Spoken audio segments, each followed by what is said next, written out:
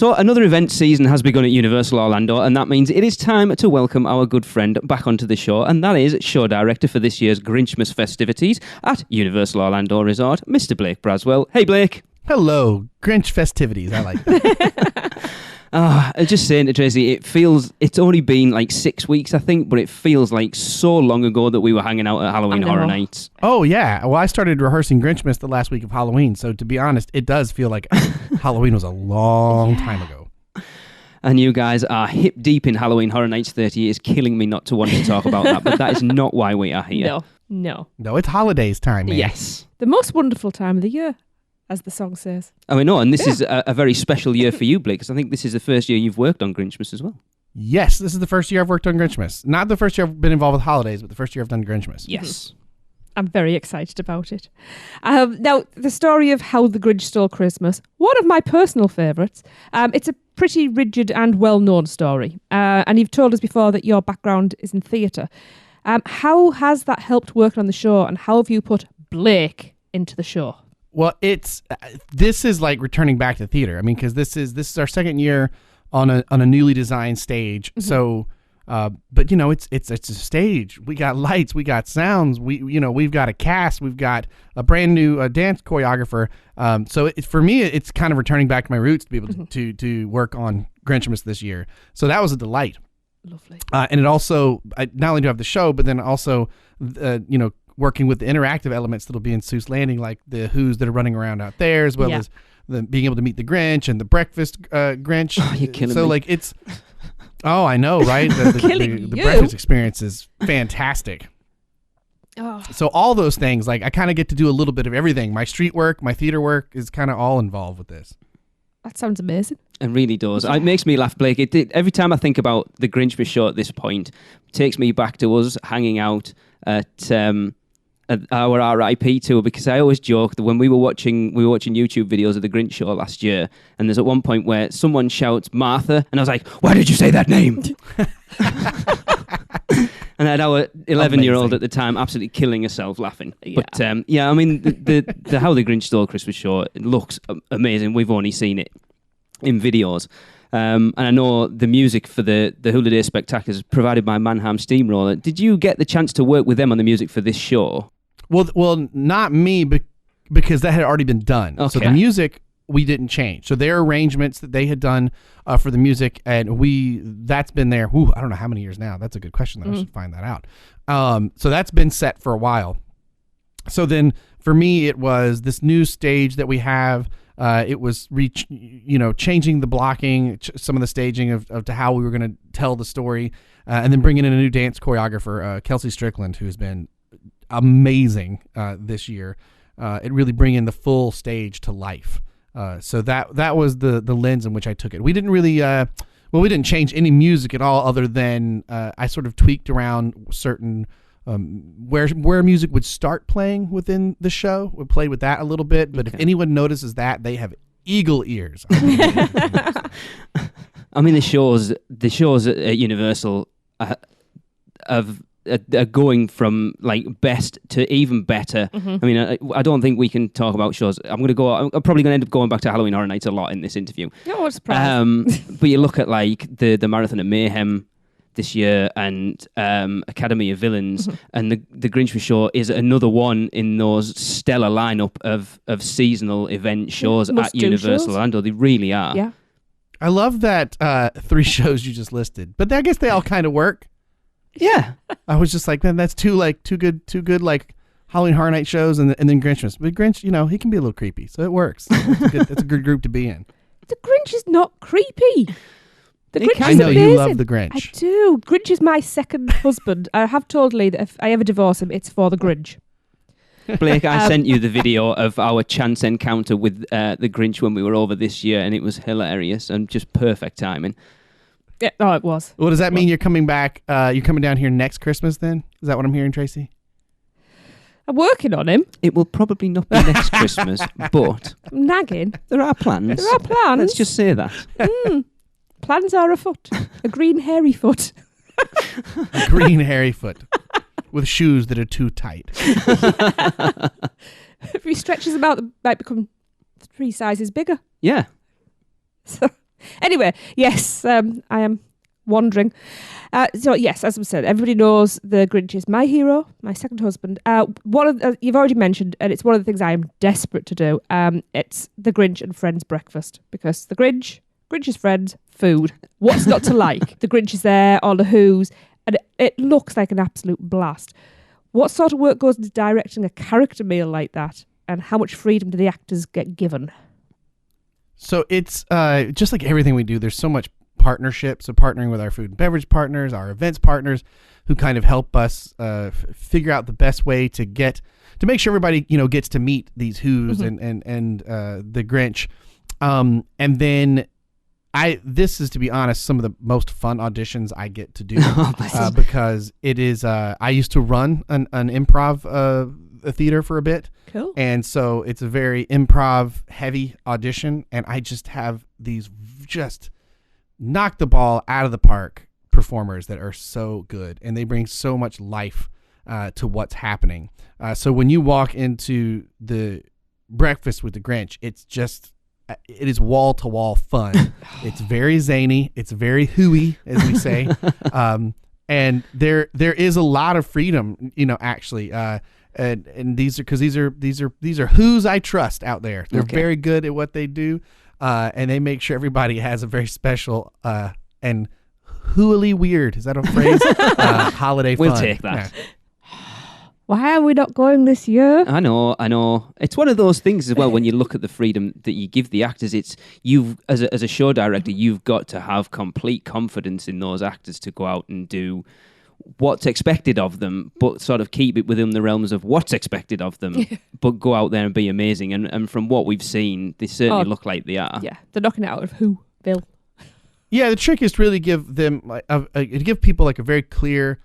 And this is the same thing. Like if you go see any improv games or anything like that, like it's giving a very like clear boundary of where the kind of play space is, where the sandbox is, as it were, and then they can just go wild in that sandbox. Because you never know what guests you're going to get in the end. No. I tell you what's awesome, and I told them this. I said, unlike any other time of the year, you are not going to have to work to get people to have fun. Yes. They are going to come in so excited to meet every one of you. And I don't know if the Who's totally believe me until those doors opened. And then they just said, you were right. Good grief. Everybody was so happy and so excited. Awesome. And so the Who's are having just as much fun as the guests, which is like, that's perfect. If that's what's happening, then it's a successful event. Well, our good friend Michelle and sponsor of the show from Mouse and Muggle Travel Company, she's coming down this weekend with her 8-year-old daughter. She tried to get in for the Grinchmas breakfast and was sold out, so she's hoping to get a walk up because she's desperate to get in there. Yeah, tell her to try to go get that walk up. Yeah. Yeah.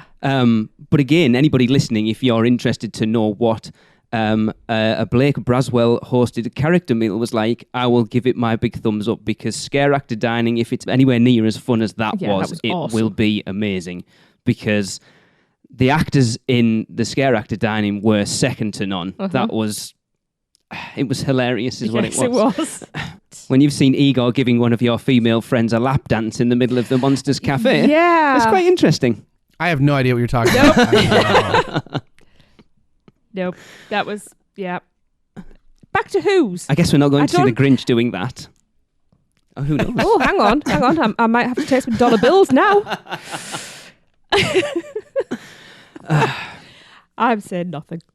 I mean, as you say, it's the entire of Zeus Landing that gets this Grinchy makeover. Oh, it does. The decorations are awesome. This year again is no exception, and we've already kind of talked about it a little bit with the Grinch himself and the Who's in the character breakfast. But one of the things that we personally love about coming to Universal Orlando is the character meets, because they are awesome. Again, like we said, the scare actor dining, the characters in there were unreal. And you've said there that the street roaming Who's is they must be given a very different set of parameters than the character breakfast, because obviously you've got people in an enclosed space. Blake, how much different is doing street characters compared to doing like a meal characters?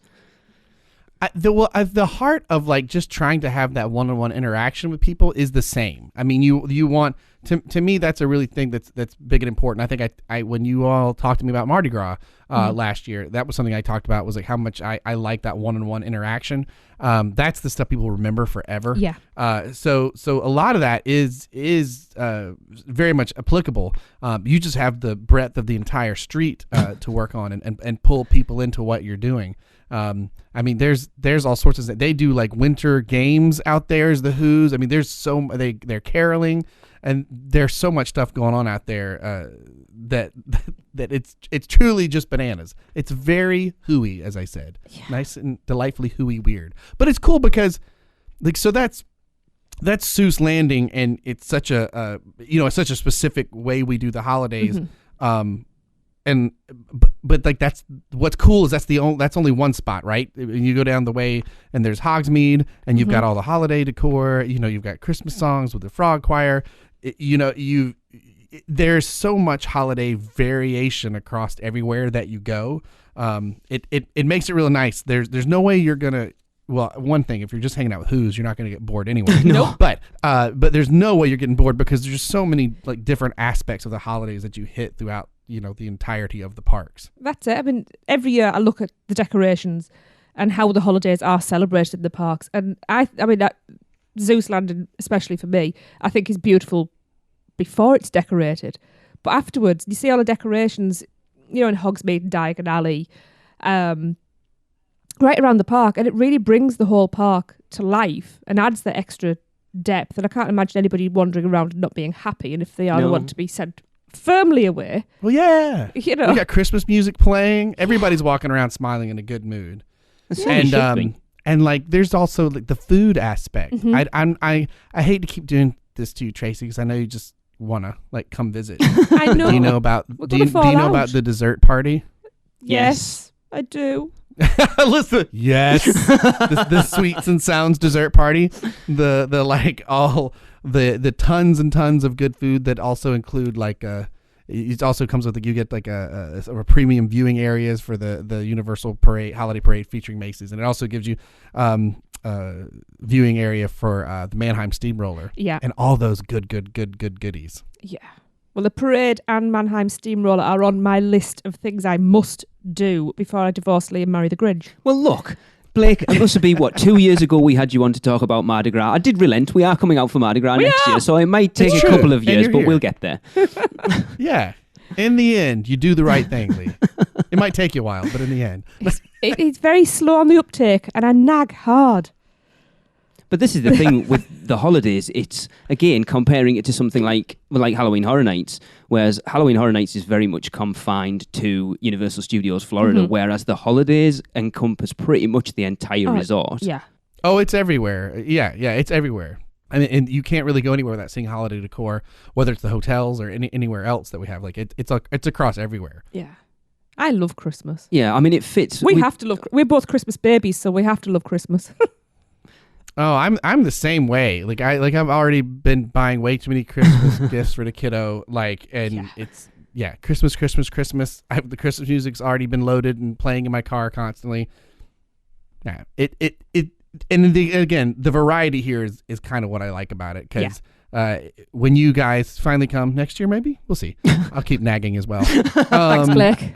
Like the holiday parade, like you've got all these like iconic characters that like the Minions and stuff, but then you layer on the iconic imagery of holiday, whether it's clothes or the scenery that they're sort of put in, and that's a whole other holiday experience in and of itself. And that's just. You can go to that then to Diagon, and you're still just in Universal Studios side before you even crossed over to go over to Islands of Adventure and experience Seuss Landing and Hogsmeade, everything that's over there. Yeah. And that parade, again, is kind of similar to Mardi Gras, that it's got, the guests can volunteer. I assume you still do, the guests can volunteer to be the balloon handlers, is that right? Yeah, for the balloons, that's right. Yeah, so similar to Mardi Gras, where you can be on a float, you get to be part of the parade. We were actually watching a video of it the other night and think how cool that would be to actually be part of the parade. Oh, I know. Or if you just feed me enough for the dessert party, you can be just the balloon. Roll me along. Oh yeah, floor. And there's also the food party too. The festive flavors holiday buffet. with all you can eat holiday grub. Oh, man. That's good times. I'm too. sorry, what? More food? Yeah, it's the Festive Flavors Holiday Buffet. I have to make sure I say it correctly. It's a good job there's no excess baggage on your own stomach. Yes. Coming home. I'm eating everything. I have to ask Blake, I know the cinematic celebration. I never know which one it's called now. Is it spectacular or is it It's Cinematic Celebration. You got it. That's it. Is that... Are you doing anything special, like holiday-wise, for that? We've kind of talked about on the show with the success of Marathon of Mayhem. See, I managed to bring it back to Horror Nights again. Is anything special getting done for the holidays as part of that? Right now, we've got right now it's Cinematic Celebration. The stuff we are doing that's a bit different will be for New Year's Eve. Okay. So New Year's Eve. So the New Year's Eve celebration in Universal Studios side that has got. We do use Lagoon as part of that for the show. Okay. And then we've got two different kind of elements. During New Year's Eve, you've got sort of kind of like the family New Year's Eve party that's happening over at Universal Studios side. Then over in City Walk, we have what we call Eve. Yes. And that is a little bit for the slightly older crowd.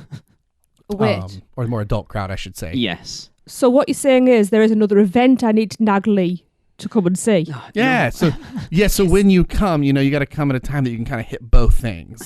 So Make sure you hit New Year's Eve and the holidays. Yeah. Okay, so if we come out in September and don't go home till March, You'll we'll be be able to do it sorted. You'll We can hit do it all. everything. We only get a 3-month visa, though, do you? They have to catch me to send me home. I don't think that's a thing we should be saying on here, to be honest. I can't run Careful, very now fast. it's recorded. Yeah. Exactly. No, all that food, I can't run very fast. They'll catch me. But again, Fair resort-wide, it looks awesome. Oh, it I really mean, does. like being the massive Harry Potter fan that I am, Yeah. I'm desperate to get in to see like you say, the decorations in Hogsmeade, the decorations in Diagon Alley. Mhm. I'm a huge fan of the Frog Choir. Yeah. And Celestina, don't Yes. forget, she's got the set list. I would spend half my time in Grinchmas and half my time in the Wizarding World, I think. Yeah. That sounds like a You good wouldn't be compromise. the only person that would do that. Yeah. Yeah. Sounds like a compromise. We'll do it. Perfect. Yep, See you next week. Yep. All right. I've got to go. I need to pack. See ya. But overall for you then, Blake, how has been working on, like, having a bit more of a direct input on certain things this year been for you personally? Oh, this has been great. Like I said, like being able to return to like my theater roots to do Grinchmas has been awesome. To work with people in that capacity and bring a story that I love, that I've loved for a long time to life, is awesome. To sort of take something that people have seen many times, but so when the cast come in, to remind them that while this story's been done a lot, for somebody and several people every day, it's their first time seeing it, right? For some people, it'll be the first time they're ever experiencing it, period, in any of its forms. And this story, it's a story about redemption. It's a story about acceptance, and it's got such an important story. It's such an important meaning that's layered in all the fun that's happening as well. And it's awesome to sit there, and now when I go watch the show, I maybe spend half the time watching the show. The other half, I'm watching the guests as they enjoy the show.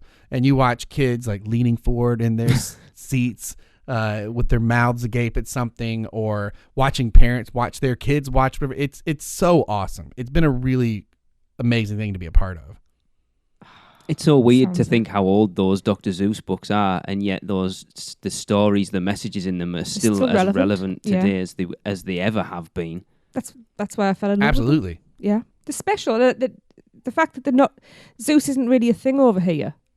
And it was coming over to the parks where I fell in love with it. And then we raised our kids on them, didn't we? Yeah. So. Now, I asked you this last time when we had you on for Mardi Gras, Blake. Oh. It must be difficult when you have to split yourself between 3 events, Mardi Gras and Halloween. The brain Horror does Nights. get a little crisscrossed, yes. Has there anything from Horror Nights kind of sneaked in and influenced certain things that you've done on Grinchmas this year? I will say, Oh. I don't want to give it away, Ooh. but there's a funny moment the Grinch has after his heart has grown 3 sizes too small, where he's still just got a little bit of the old Grinch left in him that he needs to get out. That he gets a good scare, and it makes me happy. Awesome. Awesome. Excellent. I like it. So yeah, I mean the holidays are going on right the way through. We're not going to be there, but Blake, enjoy it for us. It looks amazing. I cannot wait to experience it for ourselves at some point in the future. As I say, plans are in the works. It will happen. It's just when. Yeah. I believe you. You made it to Mardi Gras, so I believe you. We haven't yet. It'll happen. But we haven't yet. It's true. You'll be at Mardi Gras in a couple of months. So you'll make it happen. We will. We're ready. So everyone, get down, check it out. It is awesome. Just the whole resort looks amazing. Blake, again, it is a pleasure to have you on the show. Always. You seem to be. It's like, oh, there's another event going on. It must be Blake coming on, is it? I think this is the third time we've had you on this year. This year, yeah. Yeah, this year. Yes. I'm fine with that. That's cool. Fine by me. It's obviously the fifth co-host. Yeah. We'll have to make you an honorary member of the Unofficial Universal Orlando podcast. I think he already is. So yes, thanks again, Blake. It's been awesome. And we'll see you in about 12 weeks, I think it is, till we're over for Mardi Gras. Sounds good. I'll see you then. Thanks, Blake. Awesome. Thank you. Happy holidays.